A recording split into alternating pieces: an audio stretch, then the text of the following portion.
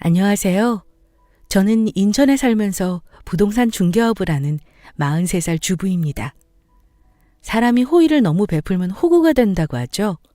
돌이켜 생각해보니 제 인생이 딱 그랬습니다.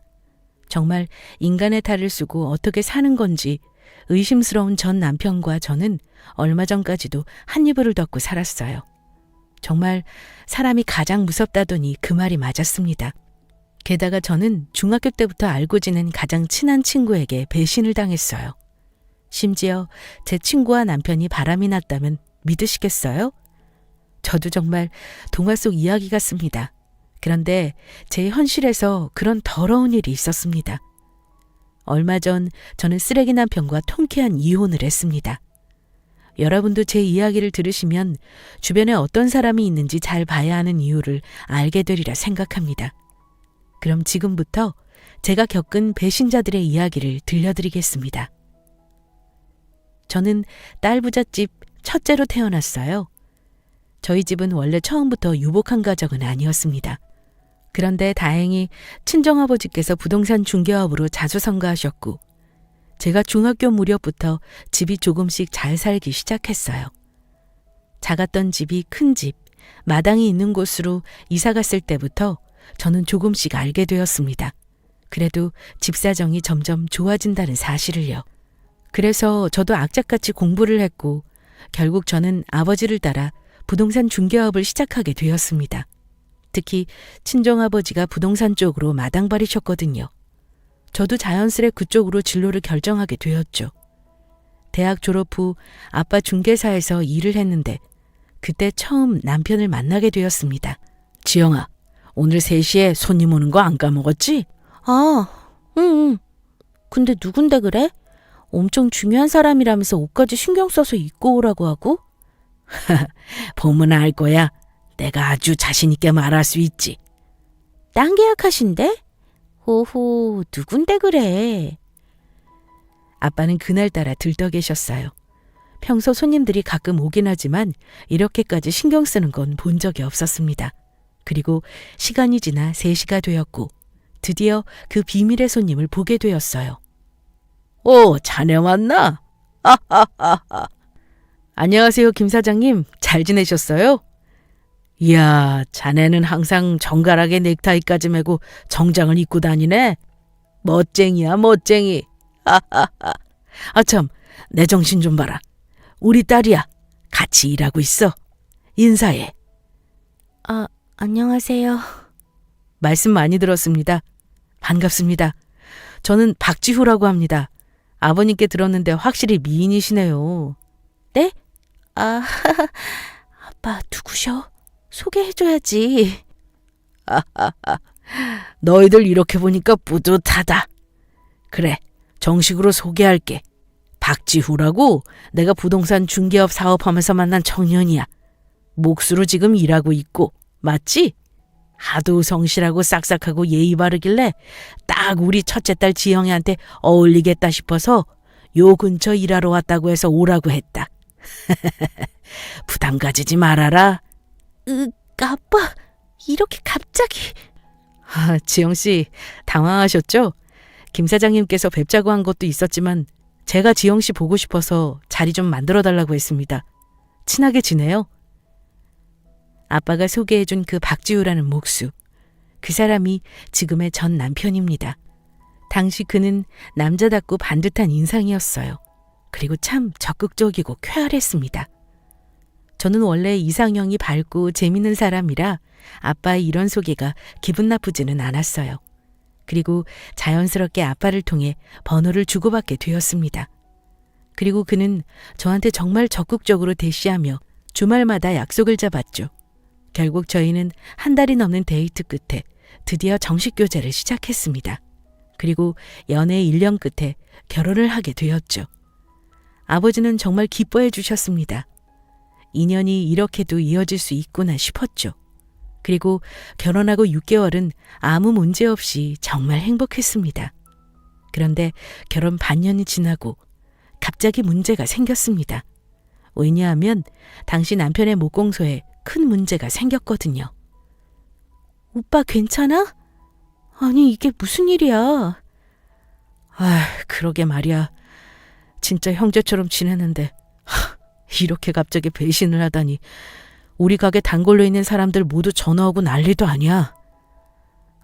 기운내. 자금은 다시 마련해보자. 내가 아빠한테도 말해볼게. 나 적금도 거의 끝나가. 우리 같이 이겨내보자. 당시 전 남편은 목공사를 작게 운영했는데 그때 친한 형과 동업을 했습니다. 저랑도 인사를 나누었던 분이죠. 인상이 참 선하고 좋았던 분이었는데 그분이 갑자기 남편을 배신한 것입니다. 특히 그분은 남편과 고향 선후배 사이고 목공소 가게를 차리는데 도움을 줬기 때문에 전혀 의심하지 못했죠. 그런데 함께 몫으로 일했던 그분이 갑자기 돈을 들고 야반도주를 해버렸습니다. 심지어 거래처 사람들에게 남편에 대한 이상한 거짓 소문을 퍼뜨려서 회사 이미지를 한순간 망쳐놓고 도망을 가버렸어요. 경찰에 수소문을 해봤지만 소용없었습니다. 그 후 남편은 폐인처럼 살았습니다. 돈도 돈이지만 사람에 대한 배신감 때문에 잠을 이루지 못했어요. 결국 3개월 넘게 남편은 자리를 잡지 못했고 저는 그런 남편이 너무 걱정되었습니다. 그대로 지켜볼 수 없었죠. 여보, 아빠가 예전에 내 이름으로 작은 상가 명의 돌려놓은 거 있거든. 그 거리에 신라타워 알지? 거기 상업시설들 많이 들어오잖아. 거기 여보가 들어가는 거 어때? 이참에 인테리어 사업 시작해보자. 요즘 인기 많잖아. 응? 이대로 오빠 재능을 멈출 수는 없어. 뭐? 내가? 한평생 목수를 살았는데 인테리어 사업을 할 수 있을까? 당연하지. 왜 못해? 내가 도와줄게. 결국 남편은 3개월 만에 다시 일을 시작했습니다. 처음에는 모든 게 낯설고 힘들었지만 또 알아보고 공부하다 보니 어렵지 않게 준비할 수 있었어요. 주거공간 인테리어 목공사라는 이름을 내걸고 홍보를 시작했습니다. 게다가 저는 그 당시 부동산 중개사로 나름 이름을 알리고 있었고 돈도 꽤 벌고 있었기 때문에 남편을 도와주는 게 어렵지 않았어요. 여보세요? 당연하죠. 언니, 우리 남편 목수였던 거 알죠? 걱정 마세요. 확실하고 꼼꼼하게 도와드릴게요. 그럼 내일 주말에 가면 될까요? 네네. 들어가세요. 전화 끊겠습니다. 여보, 결국 그 김 사장님 인테리어 확정 지은 거야? 당연하지. 내가 누군데. 나 이 지역 마당발이잖아. 다행이다. 이거 가장 비싸고 중요한 건이었는데. 오빠, 나만 믿으라고 했지? 내가 오더 많이 받아올게. 오빠는 멋지게 건물 꾸며줄 일만 남았다고. 우리 다시 힘내보자. 응? 정말 고마워. 지영아, 내가 지영이 덕분에 다시 일어날 수 있었어. 진짜 내가 결혼 한번 잘했다니까? 이럴 때만? 남편과 저는 다시 활력을 찾기 시작했어요. 제가 워낙 발도 넓고 또 건너 아는 사람이 많아서 남편 인테리어 회사에 주문을 대신 넣어줬습니다. 게다가 저를 믿고 남편에게 일을 맡기는 분들도 계셨고요. 남편이 좋아하는 모습을 보니 저도 덩달아 행복했습니다. 여보, 이번 달 얼마 벌었는 줄 알아? 얼마야? 안 그래도 이번에 공사한 게 많아서 좀 괜찮을 것 같던데? 목공소에서 일하던 것에 무려 5배나 벌었어. 이것 봐. 남편은 신이 나서 저에게 매출액을 계산해 보여주었습니다. 정말 그 전보다 5배 이상을 벌었어요. 남편은 중개사로 일하는 저만큼 수입을 따라잡았습니다. 그야말로 승승장구였어요. 그런데 문제는 딱 이때쯤부터 시작되었습니다. 왜냐하면 남편이 이상하게 약속이 많아졌고 말로는 거래처 사람을 만나 술을 먹는다고 하면서 집에는 밤늦게 술 냄새 하나도 없이 아무렇지 않게 들어왔거든요. 나왔어. 왜 이제야 와? 김 사장님이랑 술 마신 거야? 그렇지 뭐. 여태 나 기다린 거야? 어서 자, 뭐해? 아니 근데 여보, 술 냄새가 한 개도 안 나는데? 술집 간 거 맞아? 밥은? 아참, 나 밥 좀 차려줘라. 어휴, 배고프다. 뭐? 이 시간까지 밥을 안 먹었어? 술만 마시면 속 버린다니까. 남편은 이상하게 얼이 빠진 상태로 늘 집에 들어왔고 밥도 제대로 챙겨 먹지 못한 상태로 집에 오기 일쑤였죠. 하루는 정말 좀 이상한 느낌이 들어서 남편 뒤를 밟았습니다. 의처증이 부부 사이에서 가장 안 좋다고 했지만 어쩔 수 없었어요. 그리고 깔끔한 성격이라 집에 와서 안방은 꼭 청소해야 잠을 자던 남편이 뭐가 그렇게 피곤한지 점점 게을러지기 시작했습니다. 심지어 저한테 스킨십하는 횟수도 줄어들었어요. 저는 점점 외로움을 느끼기 시작했습니다. 부부 사이의 대화가 확실히 줄어들었거든요. 결국 저는 제 눈으로 모든 걸 확인하기로 결심했습니다. 하루는 남편이 거래처 사람과 약속이 있다고 했고 어김없이 퇴근 후 차를 타고 밖에 나섰어요. 제가 일하던 중개소랑 남편 회사가 차로 10분 거리였기 때문에 저는 남편 퇴근 시간에 맞춰 미리 나와 있었습니다.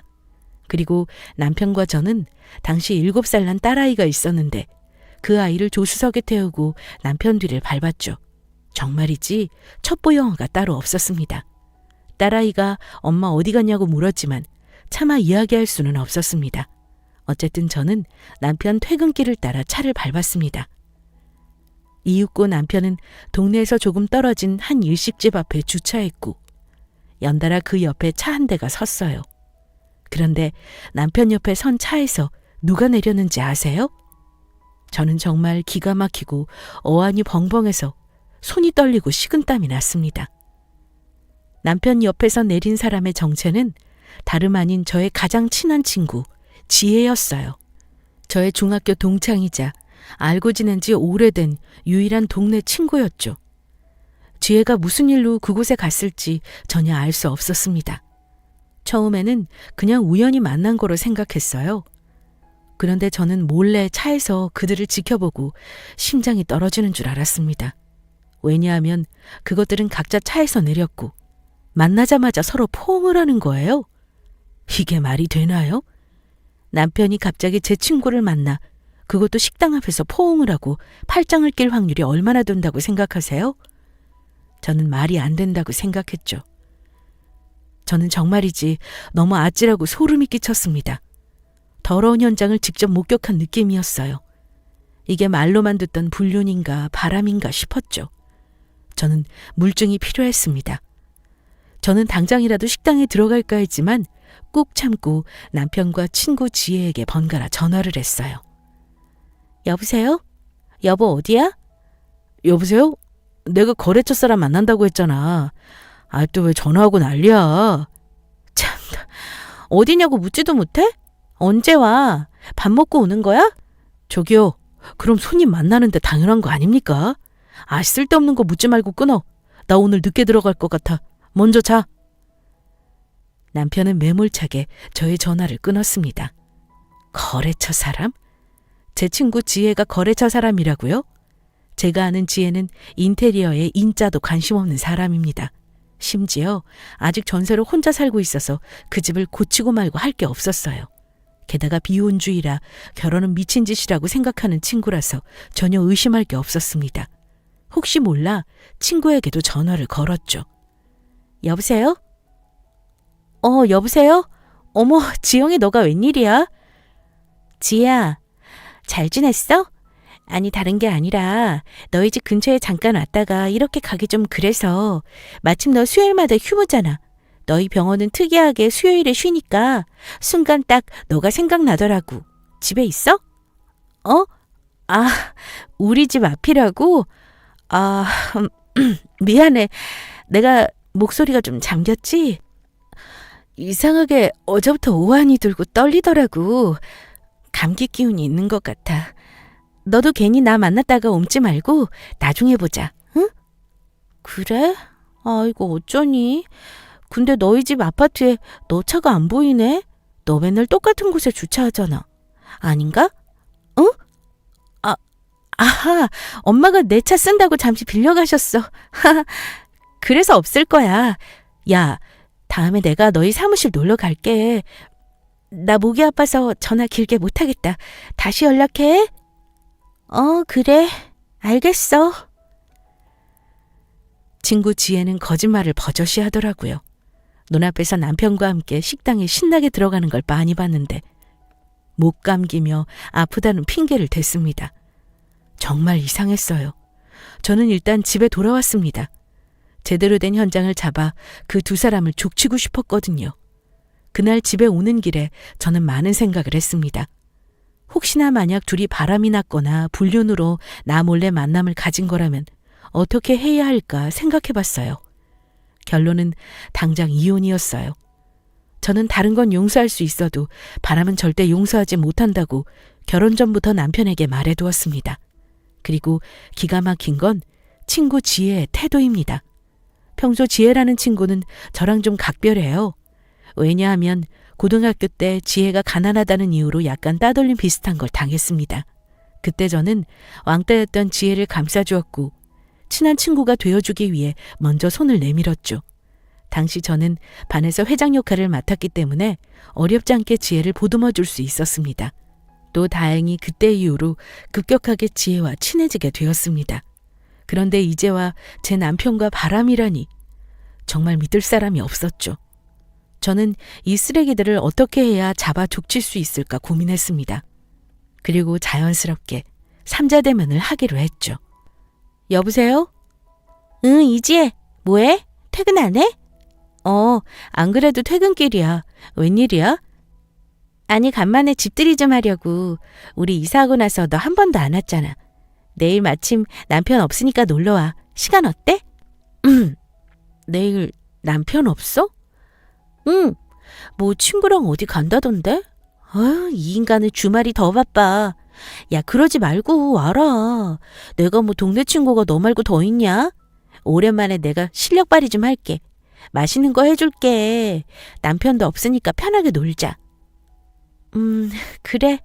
뭐 알겠어. 저는 거짓말을 했어요. 남편이 없다고 말하면 분명 친구가 올 거라 생각했습니다. 그런데 그날은 남편이 간만에 집에 있을 거라고 미리 말해두었던 날이었어요. 서로 만났을 때 어떻게 대하는지 두 눈으로 똑똑히 보고 싶었습니다. 그리고 저는 예전부터 집에 미리 가정용 CCTV를 설치해 두었어요. 왜냐하면 집에 아이를 키우고 있으니 아무래도 가끔 밖에 나갈 일이 있으면 불안하더라고요. 물론 친정엄마나 남편이 있었지만 눈에 밟혀서 가정용으로 하나 설치해 두었습니다. 아무튼 마침 카메라를 설치해 두었는데 이 카메라가 이렇게 남편과 불륜녀를 찍을 용도로 쓰일 줄은 상상도 못했습니다. 정말 더럽고 치사했지만 정확한 물증을 잡으려면 어쩔 수 없었죠. 아이는 일부러 아침 일찍 근처 친정엄마 댁에 맡겨두었습니다. 아이에게 이 험한 꼴을 보여주고 싶지는 않았거든요. 특히 주변에 이혼한 친구가 있는데 상간녀 소송을 하거나 이혼 자료를 낼 때 가장 중요한 게 영상 자료라고 하더라고요. 저는 그날 남편에게도 거짓말을 했습니다. 오랜만에 꿀 좀 잤다. 여보 뭐해? 어디 가? 화장을 그렇게 해? 그리고 지호는? 아, 내가 말 안 했나? 당신도 옷 좀 제대로 입고 있어. 내 친구 지혜 알지? 걔 올 거야? 지우는 아침 일찍 엄마한테 좀 맡겼어. 오늘은 편하게 놀고 싶어서. 뭐? 갑자기? 아니 왜? 참나, 우리 집에 친구가 올 수도 있지. 뭘 갑자기. 당신 내 친구 지혜 알지? 그 간호조무사 하는 친구. 나 중학교 때부터 친했던. 알아. 아씨, 근데 미리 말 좀 해주지. 나 그럼 나가 있어야겠다. 여자들끼리 잘 놀아. 뭐? 무슨 소리야. 당신도 같이 있다고 했는데 내가 아침부터 요리 좀 했어. 같이 먹어. 왜 그래? 무슨 잘못이라도 있는 사람처럼? 뭘 잘못해? 이렇게 갑자기 사람 부르는 게 어디 있어? 남편은 벼랑간 저에게 화를 냈어요. 정말 이상해도 한참 이상했습니다. 깜짝이야. 왜 화를 내고 그래? 진짜. 화장 지워줬잖아. 남편은 친구 지혜가 온다는 이야기에 불이 나게 나갈 준비를 했어요. 그런데 그때 초인종 소리가 들렸고 결국 저희는 그렇게 뜻하지 않게 삼자대면을 하게 되었습니다. 왔어? 어서 들어와. 이야, 집이 너무 깨끗하고 이쁘다. 역시 신축은 다르다. 너 성공했다. 그래? 아, 인사해. 내 남편이야. 결혼식 때 봤지? 야, 오늘 남편 나갔다고 하지 않았어? 갑자기 친구 지혜는 얼굴이 사색이 되었고 집에 들어오던 발걸음을 멈췄습니다. 갑자기 약속이 취소됐나 봐. 잘 됐지 뭐. 인사해. 안녕하세요. 네, 안녕하세요. 둘은 어색하게 인사를 주고받았습니다. 저는 그것들을 눈앞에서 보니까 이상하게 마음이 고요해지고 편안해지더라고요. 오히려 가시방석에 앉은 건 더러운 그것들이었습니다. 당신 지혜 얼굴 기억나? 기억나. 결혼식 때도 와주셨잖아. 우리 이사하기 전에 집들이 한번 오시고. 지혜야, 너 일하는 상가 조금만 더 걸어가면 신라타워 있지. 거기 2층 인테리어 샵 얼마 전에 생겼거든? 남편 거기 있어. 오며 가면 만났겠는데? 못 봤어? 신라타워. 거기 알지. 내가 너희 남편을 언제 봐. 볼 일이 없지. 인테리어 샵 시작하셨구나. 축하드려요. 네, 감사합니다. 그것들이 제 앞에서 버젓이 거짓말을 하더라고요. 그 근처 식당에서 같이 밥을 먹고 심지어 팔짱도 끼며 걸어가던 그 모습이 제 핸드폰 갤러리에 남아있는데 말입니다. 눈도 깜짝하지 않고 더러운 혀를 움직였어요. 참, 내 정신 좀 봐라. 얘기 좀 하고 있어. 내가 쟤 너 온다고 해서 샤브샤브 준비했거든. 근데 찍어 먹을 소스를 안 산 거야. 칠리 소스에 찍어 먹으면 딱 좋아. 음식은 뭐니 뭐니 해도 소스랑 양념이 중요해. 요 밑에 편의점 어서 다녀올게. 여보, 아니야. 내가 사올게. 여자들끼리 오랜만에 이야기 좀 하고 있어. 남편은 이 자리가 너무 불편했는지 안 하던 심부름을 본인 스스로 가겠다고 나서더군요. 저는 이에 질세라 옷을 입고 지갑을 챙겨 일어났습니다. 일부러 집에 둘만 있도록 남겨둔 거죠. 저의 작전이었습니다. 거짓말을 하며 현관문을 닫고 나오는데 정말 숨이 턱 막혔어요. 다시 생각해보니 정말 어이가 없었습니다. 지금 내가 뭐 하는 거지 싶었지만 남편과 더러운 불륜을 저지르는 친구의 현장을 잡으려면 어쩔 수 없었어요. 그리고 저희는 어색하고 긴장된 분위기 속에서 밥을 먹었습니다. 그리고 남편은 친구 지혜가 가고 곧장 친구와 약속이 있다면서 집을 나갔죠. 아마 더러운 제 친구를 만나러 나가는 느낌이었습니다. 저는 다음날 집에 있던 CCTV 녹화를 틀어 현장을 확인했습니다. 정말 손이 덜덜 떨리고 식은땀이 나더라고요. 그리고 제가 나가는 그때 시간을 맞춰 화면을 봤는데 진짜 경악을 금치 못했습니다. 제가 나가자마자 남편은 친구 지혜의 손을 잡더라고요. 그리고 친구 지혜는 그 손을 계속 뿌리쳤습니다. 그리고 둘은 한창 이런저런 이야기를 하고 부엌으로 가서는 포옹을 했어요. 심지어 제가 오기 전까지 계속 손을 잡고 이야기를 했습니다. 남편은 제 친구 지혜, 그 더러운 게 뭐가 좋은지 계속 얼굴을 들이밀고 치근덕댔어요. 그리고 결국 서로 뽀뽀까지 했습니다. 정말 더럽고 추잡한 그림이었습니다. 무엇보다 딸아이에게 정말 창피했어요. 그리고 저는 하늘이 무너지는 기분이었어요. 정말 보자마자 너무 무섭고 소름이 끼쳐서 손이 덜덜 떨렸습니다. 눈물? 그딴 것도 안 났어요. 그냥 분하고 기분이 역 같아서 화만 났습니다. 남편이 남의 편이라고 하던데 진짜 남의 남자가 되어 있었어요.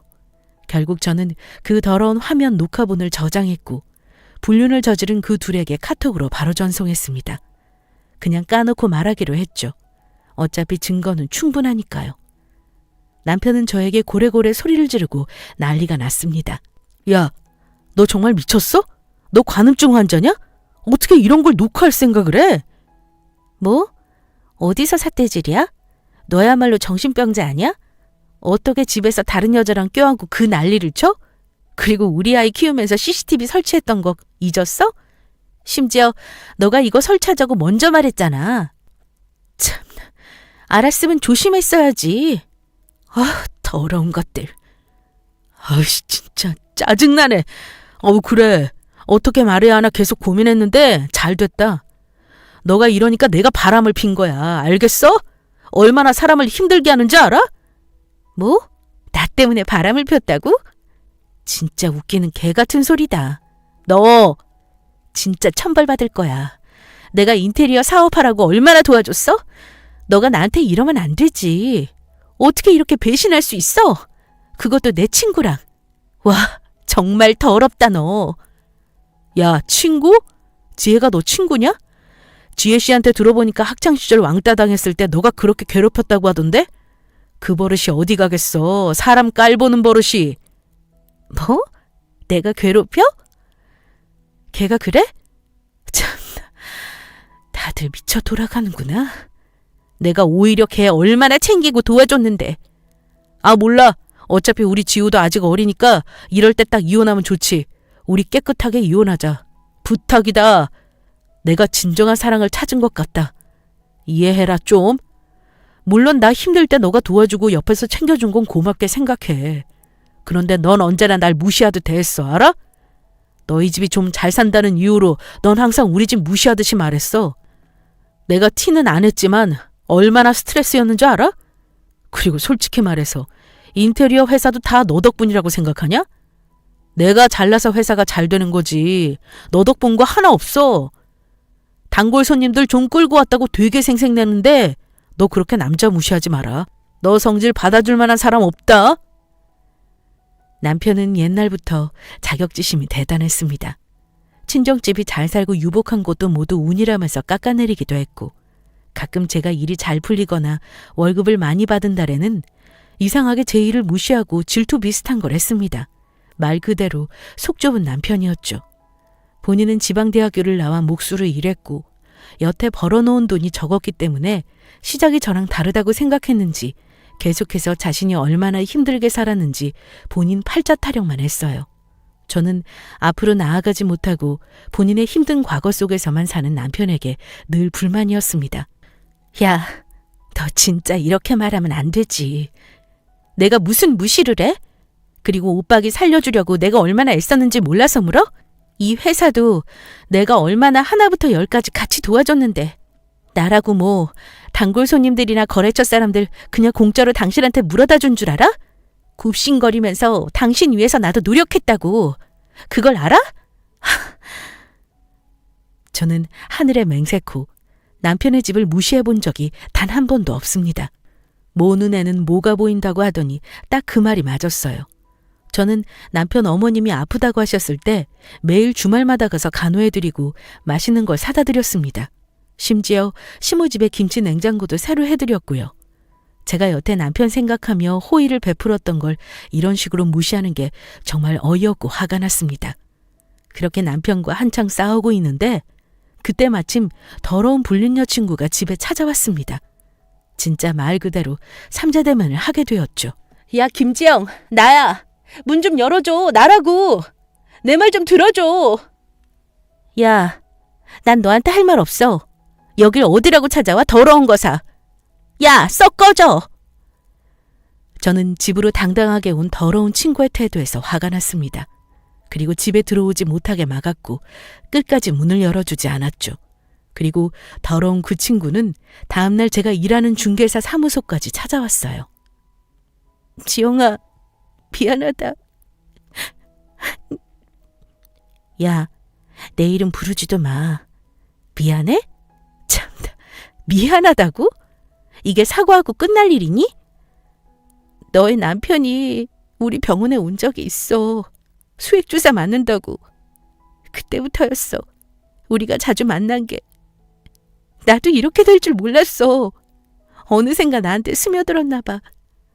돌이킬 수 없게 되었어. 미안하다. 근데 진짜 우리는 사랑이야. 이해해줘라. 야, 썩 꺼져. 어디서 악어의 눈물을 흘리고 있어? 됐고, 너한테 상간녀 소송 걸 거니까 그렇게 알아. 준비해라. 이혼해줘라, 제발. 깔끔하게. 어차피 너랑 남편 사이 딸 없었으면 진작에 이혼했을걸? 아이 때문에 사는 거 아니야? 솔직히 여태 정으로 살았잖아. 안 그래? 제발 깔끔하게 끝내자. 진짜 이번에 제대로 된 사랑 찾은 것 같아. 나도 이럴 줄 몰랐어. 더러운 그 친구는 제 앞에서 눈물을 흘리며 자기 잘못을 시인하더라고요.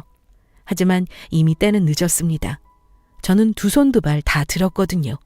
그리고 남편 집에서도 난리가 났습니다. 평소 시모는 저를 참 이뻐하셨어요. 시모는 저한테 연신 미안하다고 하면서 전화를 하셨습니다. 지영이니? 밥은 먹었어? 네, 먹었어요. 어머님, 죄송해요. 또 그 얘기 하실 거면 전 그만 들을래요. 얘야, 정말 내가 대신 사과한다. 썩을 놈이 진짜 정신이 나간 거지. 조강지 쳐버리고 잘 되는 놈 없다고 했어. 내가 아들한테 잘 말할게. 이혼은 절대 하지 말아라. 응? 너희들 좋아서 결혼했잖아. 다시 마음 잡고 잘 살면 돼. 남자들 한 번씩 다 그래. 너가 좀 이해해줘라. 내가 이렇게 사과한다. 아니요, 어머님. 한 번이 두 번 되고 두 번이 세 번 되는 거예요. 바람? 그거 못 고쳐요. 어머님, 저 바빠서 이만 끊을게요. 들어가세요. 저는 주변에 만류해도 끄떡없었어요. 특히 친정아버지께서 정말 충격을 받으셨습니다. 아버지가 만나라고 한 사람이 이런 일에 휘말리게 될 줄은 상상도 못하신 거죠. 저는 남편과 이혼을 준비하면서 매일 아빠에게 말했어요.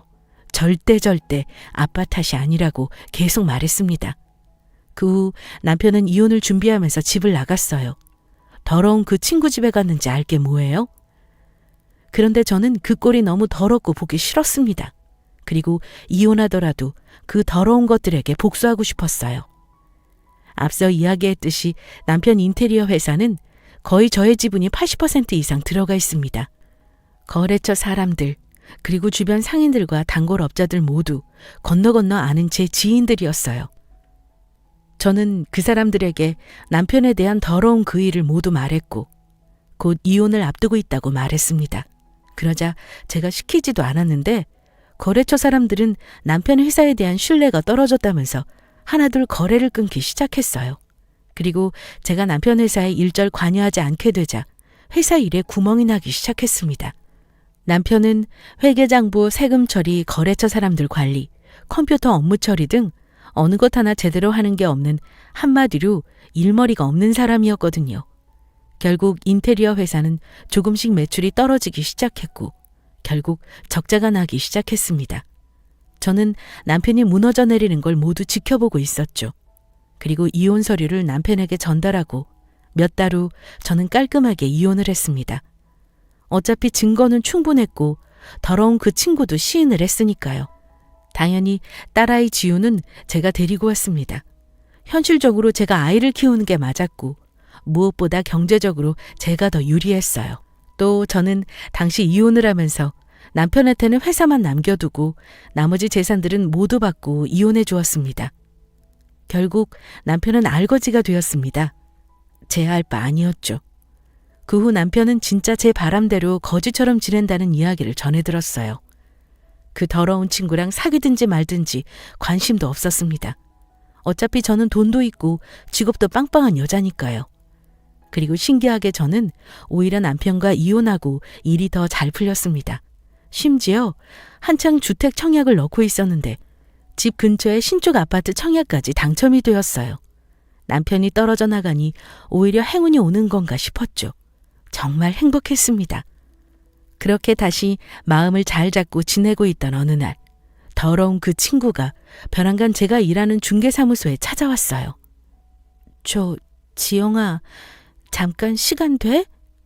뭐냐? 너가 여기는 웬일이야? 미치겠다.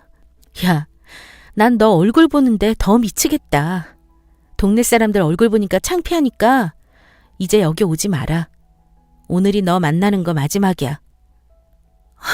야, 지금 회사 난리 났어.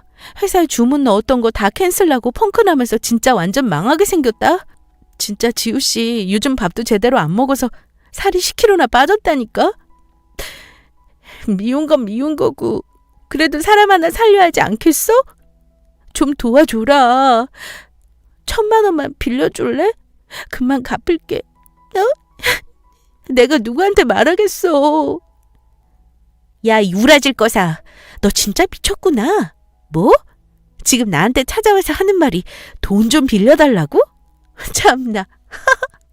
어이가 없어서 웃음이 난다. 야, 진짜 사랑을 만났다면서. 정말 세상에서 이런 감정 처음이라면서. 너가 나한테 했던 말 아니야? 왜? 그놈 알거지되니까 불안하니? 내가 말했잖아. 생각보다 별 볼 일 없는 사람이라고. 너 사람 잘못 고른 거야. 저는 말도 안 되는 소리를 퍼붓는 더러운 그 친구에게 뺨을 한 대 갈겨주었습니다. 야, 너 진짜 그러는 거 아니야. 내가 너 학교 다닐 때 얼마나 챙겨줬는지 알아? 어차피 이혼했고 다 끝났으니까 사람 대 사람으로. 아니, 한때 친했던 친구로서 경고하는데 너 천벌 받을 거야. 그놈 어떻게 사는지 난 관심 없고 너나 그놈이나 진정한 사랑이라면서. 안 그래? 그럼 너희들끼리 해결해. 아참, 그리고 그 상가 계약 내년에 끝나는 거 알지? 월세 올릴 거니까 알아서 미리 준비하라고 전해. 월세 못 내면 당장 나가던가. 그리고 다시는 오지 마. 얼굴 보는 거 토 나올 것 같으니까. 그 후 전 남편은 술에 취한 채 가끔 집에 찾아왔습니다. 딸아이 지우가 보고 싶다는 핑계를 대면서 말이죠. 정말 맛이 간 듯 보였습니다. 여보! 문 좀 열어줘! 야, 김주영! 어서 안 나와? 집에 가끔 찾아와서는 소리를 고래고래 지르면서 난리를 쳤습니다. 심지어 딸아이 지우 유치원까지 찾아와 아빠 흉내를 내려고 했어요.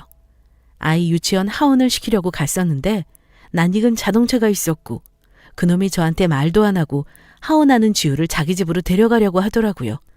정말 그 순간 제가 봤으니 망정이지 가슴이 덜컥 내려앉았습니다. 야, 너 지금 뭐 하는 거야? 뭐, 내 딸 내가 데려간다는데. 그 손 놓지 못해? 아침에 지우 감기 기운 있어서 어서 병원 데려가서 주사 좀 맞아야 해. 그리고 여기까지 오면 어떡해. 게다가 나한테 말도 없이. 너 이제 지우 아빠 아니야. 뭐? 나 지우 아빠라니까? 야, 너 우리 지우 건드리지 마, 내 거야. 정말 남편은 눈알이 돌았더라고요. 아마도 술 한잔을 하고 온 모양이었습니다. 연신 딸꾹질을 해대면서 자기가 잘났다고 유치원 앞에서 고래고래 소리를 질렀고 딸아이 지우를 자기가 데려가겠다고 떼를 썼어요. 저는 딸아이한테도 너무 미안하고 속상해서 눈물이 났지만 꾹 참았습니다. 그리고 무엇보다 너무 창피했어요. 동네 망신이었습니다. 야, 김주영! 아니, 여보. 우리 다시 합칠까? 더 많은 여자 없더라. 흔들리는 날 잡아주는 사람은 너밖에 없더라. 우리 지우를 봐서라도 다시 살까? 잘해보자, 여보야. 뭐? 그 더러운 새치어 잘라버리기 전에 조용해. 여보? 어디서 여보야? 우리 이혼했어. 잊었어? 진정으로 사랑을 찾았다면서. 지혜 그 더러운 거랑 잘 살아. 행복 찾고 싶다면서. 너가 그렇게 말하지 않았어? 미안하다. 지혜인지 걔도 나 떠났어. 참나, 내가 알고지되고 나니까 홀랑 헤어지자고 하더라. 배신자. 참나, 너 입에서 배신자라는 말이 나오니? 누가 배신자인데? 나 우리 딸 앞에서 경고하는데 다시는 오지 마. 너 지난번에도 유치원 선생님한테 들어보니까 여기 찾아왔었다면서? 그리고 우리 이사 갈 거야. 그러니까 우리 찾을 생각하지 말고 그냥 우리는 아빠 없다고 생각하면서 살 거니까. 아참, 나 그리고 남자친구 생겼어. 너보다 훨씬 똑똑하고 현명한 사람이야. 돈도 잘 벌어. 역시 내 수준에 맞는 사람 만나니까 이렇게 편할 수가 없어. 암튼 고맙다. 너 덕분에 내 인생이 폈어. 그리고 이제와 이야기하는 건데 너 일하는 꼬라지 보면 망할 줄 알았어.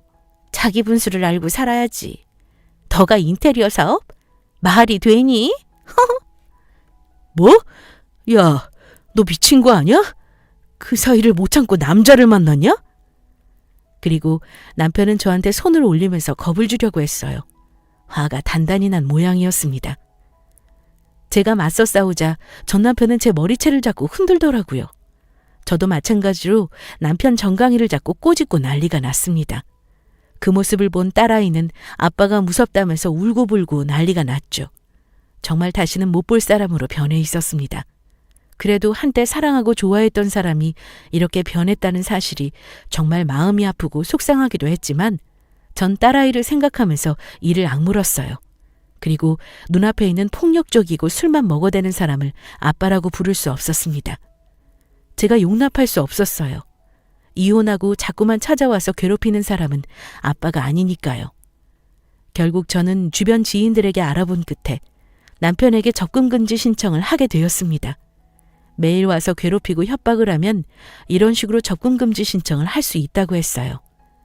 접근금지 가처분 신청서는 법원에서 접근금지 가처분을 신청하기 위해 작성하는 문서인데 이게 좀 처리하는 과정이 많이 복잡하긴 했어요. 하지만 언제까지 미룰 수는 없었습니다. 다행히 친정아빠 지인 중에 이쪽으로 아는 분이 계셨고 결국 몇 달 안에 문제를 해결하게 되었죠. 그 더러운 인간을 이제 안 보고 살게 되었습니다. 접근금지 명령 후 전 남편은 그 후 저희에게 찾아오지 않았어요. 다행히 무사히 편하게 살고 있었습니다. 지금 생각해보면 정말 끔찍하고 소름 끼치는 1년이었어요.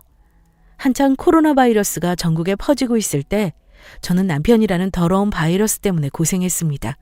그리고 저랑 딸아이는 의정부로 얼마 전 이사를 했습니다. 공기도 좋고 마음도 편안하고 너무 좋았어요. 저는 이쪽에서 부동산 중개소를 열었고 나름 잘 나가고 있습니다. 딸아이가 올해 초등학교 입학을 했어요. 처음에는 아이가 아빠를 꽤 찾았지만 아이도 이제 적응했는지 아빠를 굳이 찾지는 않았습니다. 게다가 새롭게 사귄 남자친구가 아빠 역할을 톡톡히 잘해주고 있어요. 정말 전 남편과는 다르게 다정하고 따뜻한 사람입니다. 여러분, 제가 겪어보니 바람난 사람은 끝까지 속을 썩이더라고요. 게다가 한 번 쓰레기는 영원한 쓰레기입니다. 여러분도 신중하게 결혼을 선택하시고 후회 없는 삶을 사셨으면 좋겠네요. 이혼? 요즘 세상의 이혼은 절대 흠이 아닙니다. 또 한 번의 기회이자 새 삶을 여는 열쇠라고 생각해요. 모두 힘내세요. 지금까지 제 이야기 들어주셔서 감사합니다.